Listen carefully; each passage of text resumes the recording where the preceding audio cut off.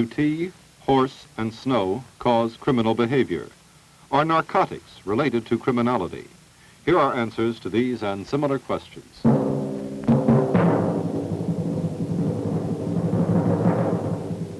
The Criminal Man, a series of television studies of how and why people commit crimes and of what to do about it. Your guide for these studies of the criminal man is Dr. Douglas M. Kelley, Professor of Criminology at the University of California.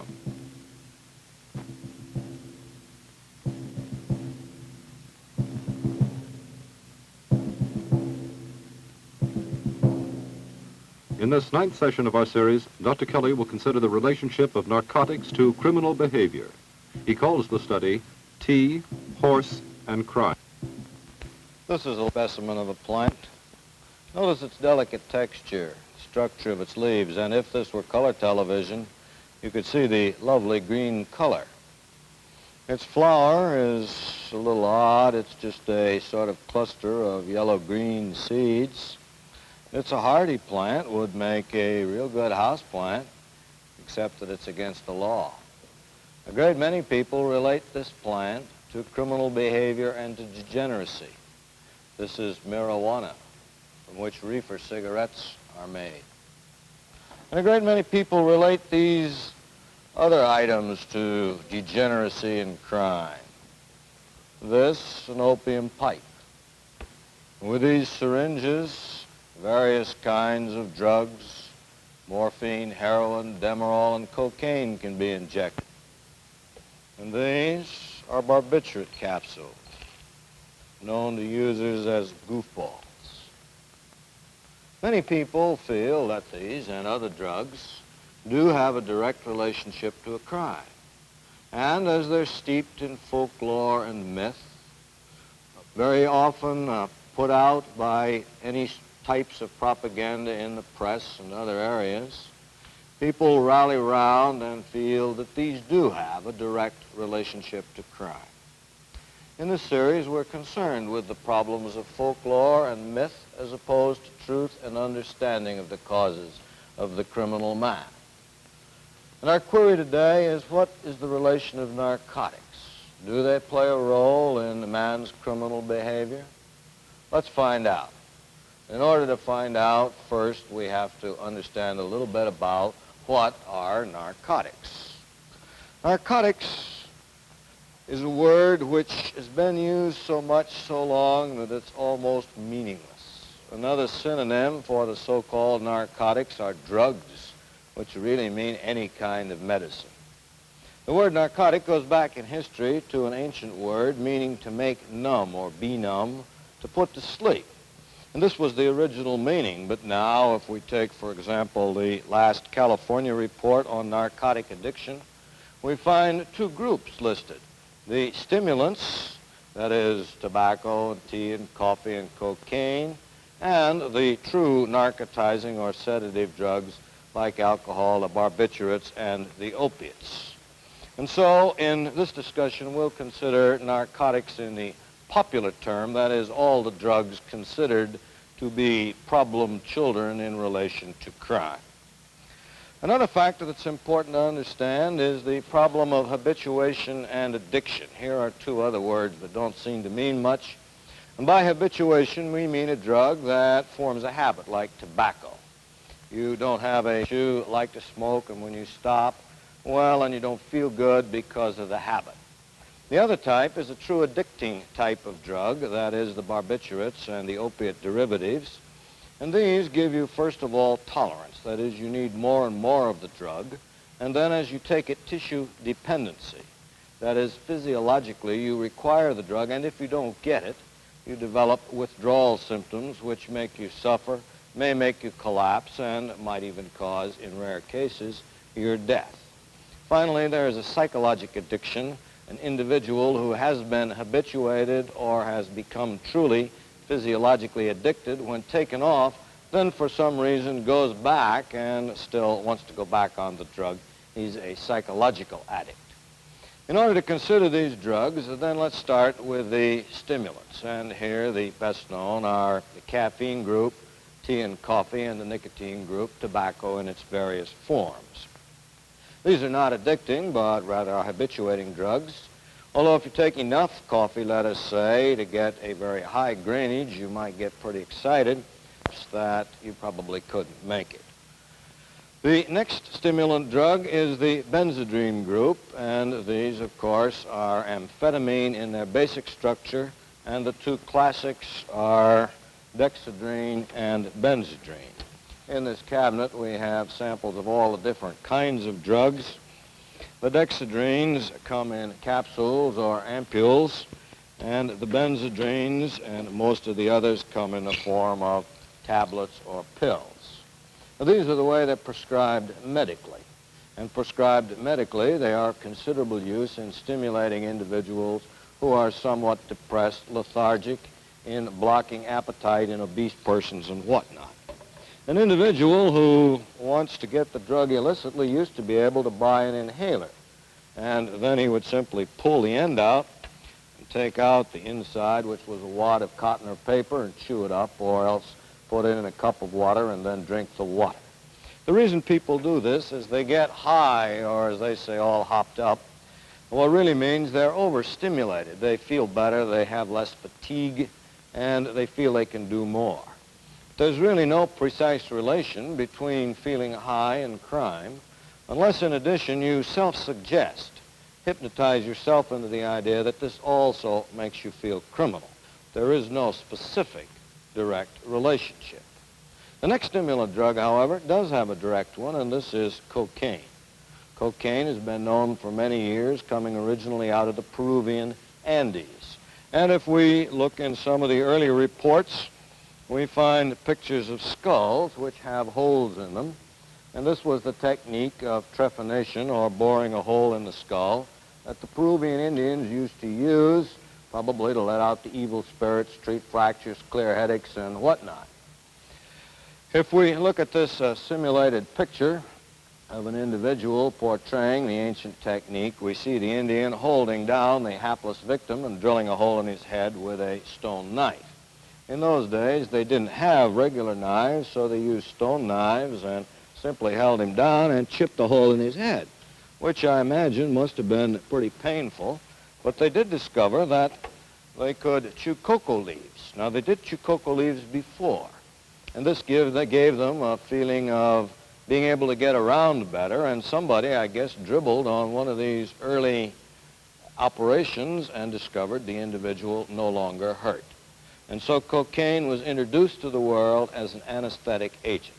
It's a topical or local anesthetic, and there are many much more useful ones readily available, which also do not give you the stimulation. And the stimulation has a direct relationship to crime because a cocainized individual is hopped up. He's the hophead that people talk about when they write detective stories or television shows.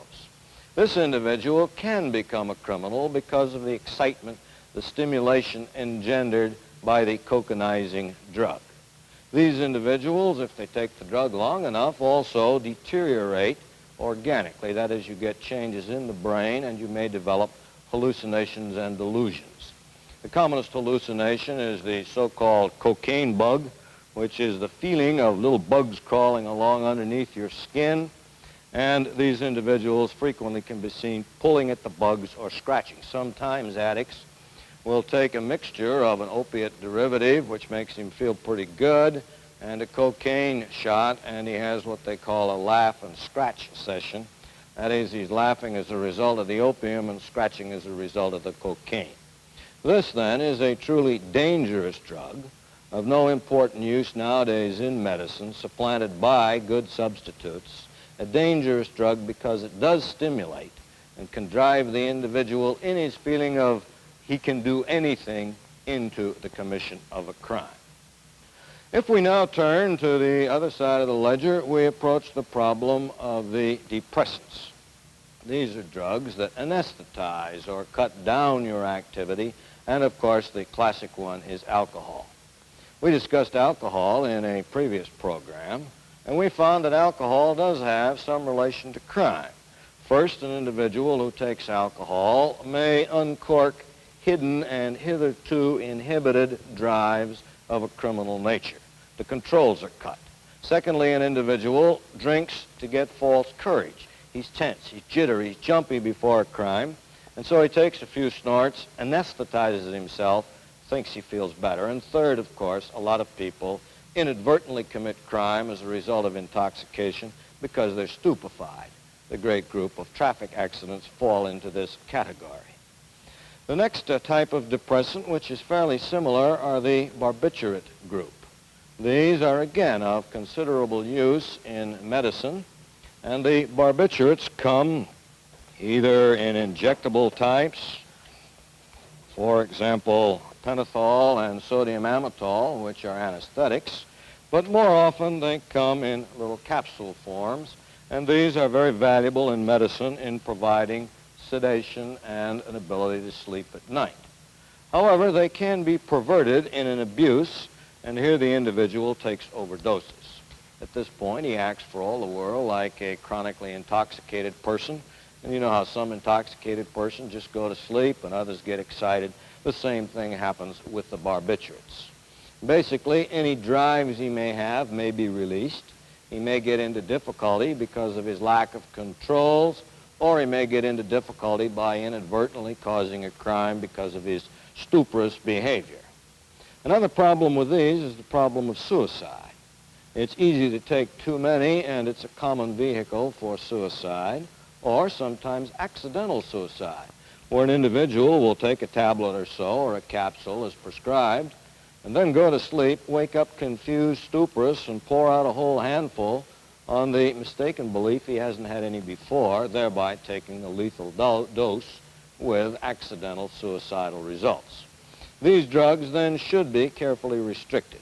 Used properly, they are of considerable important value in medicine, especially in the specialty of psychiatry.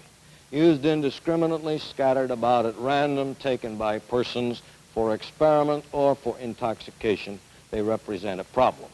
Finally, they also can be addicting physiologically. That is, if you take them over a period of time, you get a tissue craving, and when suddenly withdrawn, may get convulsions and other symptoms. For these reasons, they are only of value in medicine and should be carefully restricted thereto. Of course, the drug which comes in for the most conversation are the opiate derivative drugs. And when we think of opium itself, we think of the Orient, and when we think of the Oriental use of opium, we turn, of course, to the opium smoker with the opium pipe. This is typical opium pipe of the air-cooled variety with a large bore. It's essential to cool the air because otherwise the heat will burn you. If you don't use an air-cooled variety, you can use a water pipe where the opium smoke is sucked through water and thereby again cool. The technique requires a lot of apparatus. You get your opium from a canister. It then has to be heated over a lamp. Addicts, like special kinds of equipment, use this type of a lamp. And when it gets hot and begins to run, it's then tucked down into the top of the pipe, and the addict then settles back to enter the land of dreams. Now, in relation to crime, there's no real criminal action here, and the individual simply settles back, goes sound asleep, and dreams fanciful dreams. Of course, his dreams, if real, might be considered criminal, but to date, so far as I know, there are no laws in anybody's land against simply dreaming. The relationship between opium and crime came, I think, primarily during the period of exclusion of the Chinese from the west coast of the United States. Up until then, they were fairly well accepted, and then during the exclusionary excitement, they were called, in order to rationalize their treatment, degenerates, criminals, and whatnot. And since the obvious difference between the Chinese and the non-Chinese Californians was their smoking frequently of opium, it was given the blame, the cause for degeneracy. To it were ascribed all of the criminal patterns which people blamed on the Chinese. And this has hung over, and ever since then, opium smoking has been considered a sort of a degenerate practice. Other types of opiate derivative are purified. The commonest in medicine, of course, are morphine, which come in little tablets, and heroin, which comes in a white powder. Heroin is a little different from morphine in that it's more rapidly addicting. And so we find that it has been completely banned from medicine, and morphine has largely been replaced by a number of various synthetic substitutes which are not as addicting. One of the main problems with all these drugs, the injectable ones and the kind you smoke, is the problem of withdrawal. As an individual takes the drug for a bit, his tissue becomes addicted physiologically, and then he's said to be hooked. This individual then has to be withdrawn or taken off, or else he suffers excruciating symptoms.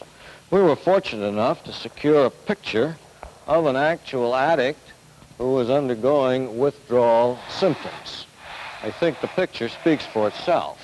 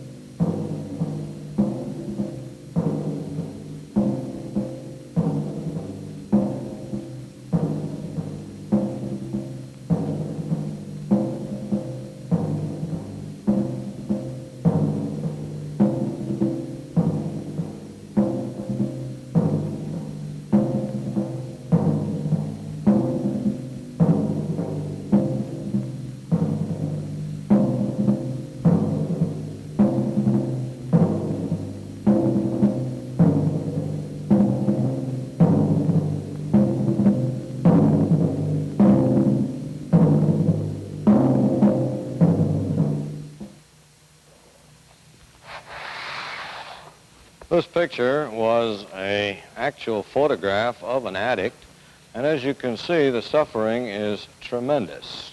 This particular addict, you'll be happy to know, was taken off satisfactorily, but like most addicts, unfortunately, he went back on. And right at this very moment is a wanted man being hunted throughout the United States by law enforcement agencies for a series of crimes he committed in order to more drugs. It does demonstrate, however, the difficulty an addict would have in coming off the drug unless he were locked up and under treatment. And this does expose one of the folklore beliefs, the notion that a person can quit when he wants to, he just takes drugs because he likes them. Actually, when he takes drugs, they don't make him feel much better. He doesn't get much from them, but he has to keep taking the opiate drugs because if he doesn't, then he hurts. And so the reason addicts stay on drugs is not because they like the drug, but because it's more pleasant to take the drugs rather than just hurt. Another folklore belief is the notion that the average addict is a sort of wan, beat-up looking person. If we take a standard textbook of pharmacology and turn to the chapter on morphine, we find in this very recent edition the popular conception of the morphine addict as a cunning, cringing, malicious, and degenerate criminal who is shabbily dressed, physically ill, and devoid of social amenities could not be further from the truth. When the addict is properly dressed and fed and receives his daily drug requirement, he cannot be easily distinguished from anybody else. And this, I think, is an important point. The fact the addict is tremulous and thin isn't because of the drug, it's because he doesn't get enough to eat. And a classic demonstration of this point occurred in America before the Narcotic Acts were passed, about the middle of the last century. At that time, most medicine was to a large degree made up of opiate derivatives. In this chest, which I inherited from my great-grandfather, we find a little book which describes some 35 different standard ailments, and to each ailment it recommends a type of treatment found in a little bottle by number. If you study these little bottles, you'll find that about 1/4 of all the medicines they took were opiates or opiate derivatives. And we'd guess that in those days, many hundreds of thousands of persons were addicted in the United States, and they didn't even know it and nobody else did. And these people may well have been some of your great-grandparents and mine. You can't tell then an addict by looking, but you can tell if he can't afford enough to eat. And the cost is tremendous. In a recent release here of the local police department, we find that a small capsule of heroin will cost $5, a large capsule $10, a bindle, that's half of a spoon, $20, and a spoon about $40, and an ounce $300 to $600. And so a habit may well cost an individual anywhere from $40 to $75 a day. The average person can't afford it, so he gives up food and looks cadaverish. And then he has to turn to quick cash crime. And these make up the bank robbers, the armed robbers, the car clouters, the purse snatchers, and in women, the prostitutes. And this is again a direct relationship of drugs to crime. Not the drug, but actually the cost of the drug causes the individual, in order to support his increasing habit, to turn to criminal behavior. This then is one of the major problems of drug addiction from a criminal viewpoint. A second, even more important problem is the fact that an individual who is taking drugs can't tell when he's going to become a psychologic addict. Everybody who takes them gets habituated in terms of physiological addiction, but he can be taken off. But nobody really ever knows when he is the one who will become a psychologic addict, and then he'll have to take drugs all the rest of his life. Although he's taken off, he will go back to taking the drug. Let me give you an idea of what I mean. If I were to take this revolver and open it up and put in just one shell, shut it, spin the cylinder, and put the gun to my head, pull the trigger, you'd think I was nuts. And yet this is precisely what the addict who chivies around or experiments does. This is what the individual does who tries the drug just for fun. This individual then may get hooked. He has no way of knowing at this point whether or not he'll be the one to stay on the drug. An individual then who tries the drug just for fun or experiments with it acts exactly like a person who loads the gun, puts a bullet in, puts it up to his head, very carefully, hopes for the best, and pulls the trigger. This individual is a fool. This individual may become an addict. And this is why no intelligent human being should chivvy about, experiment, or play with these dangerous drugs in any way or form. The other facet of crime in relation to drug addiction is in the peddler. Don't forget, in view of these prices, that a producer makes a lot of money. Actually, these drugs cost pharmaceutical houses $1.20 an ounce. They figure it costs about 50 cents to make an ounce. You can get $75 on the black market. The importer may make about $500 or more an ounce profit, and the dealer will make $3,000 to $4,000 an ounce profit. These men are criminals. These men are criminals in our definition because they control or block the natural function of a fellow human being. And so the international dealer, the purveyor, the peddler who doesn't use the seller, these are the true criminals in the narcotic field. I suppose in conclusion we ought to discuss one other drug which is highly popularized, and this is the problem of marijuana. This drug, marijuana, has also been known for many, many years. In ancient Persia, it was called hashish. People who used it were called hashishans. And some folks tell us this is the origin of the word assassin, from hashishans who used hashish. The drug can be eaten in any way, made tea or anything else, but ordinarily it's smoked in the form of cigarettes or reefers. Its effects are pretty much like those of alcohol. The individual who takes this in ordinary doses feels a little better about life, things seem a little happier, noises are a little louder, and he sits and rests and listens to music. It doesn't have any sexual stimulant effect. As a matter of fact, it reduces sexual drive. If he takes too much, he begins to get illusions of vision. He can't measure distance. Things look bigger or littler than normal. And if he takes enough, he gets hallucinations, which are in color. The individual then goes to sleep and wakes up with a terrible hangover. There's nothing specifically criminal in this pattern, and as a matter of fact, if again we study the experts' reports, we find there is no relation whatsoever between the use of marijuana and direct crime. Marijuana essentially causes you to retire, to sit back, to listen to music, to enjoy yourself, and not to get out and cause criminal action. Of course, like alcohol, it may loosen up a repressed drive, uncork a basic criminal attitude, and this could, I suppose, in a second-hand way cause crime. And like alcohol, the intoxication may cause you to stupidly commit a crime because of your narcotic state. Its real hazard is that to buy these cigarettes, you've got to trade with a peddler who may then seduce you into trying heroin, perhaps hooking you for the rest of your life. And so for this reason, it is a dangerous drug, but otherwise it has no particular direct relationship.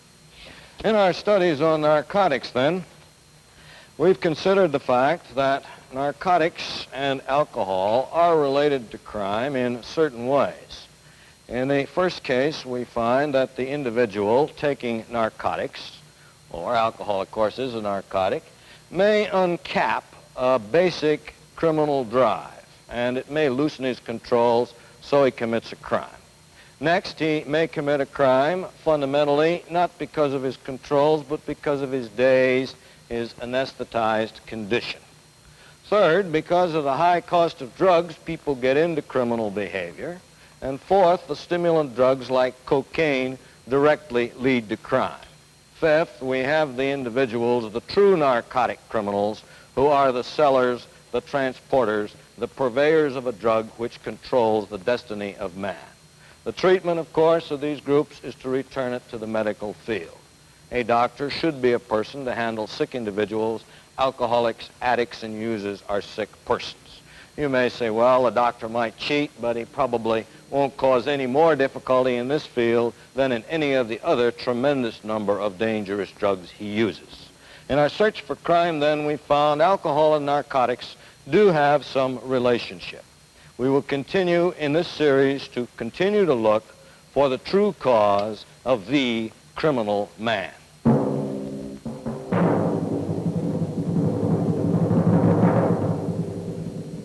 The Criminal Man, a series of television studies of the nature and patterns of criminal behavior. Your guide for these studies of the criminal man is Dr. Douglas M. Kelley, physician, psychiatrist, police consultant, and Professor of Criminology at the University of California.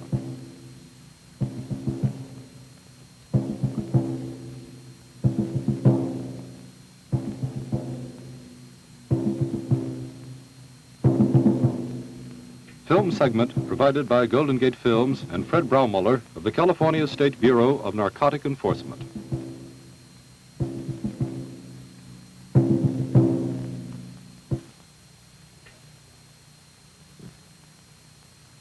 This is National Educational Television.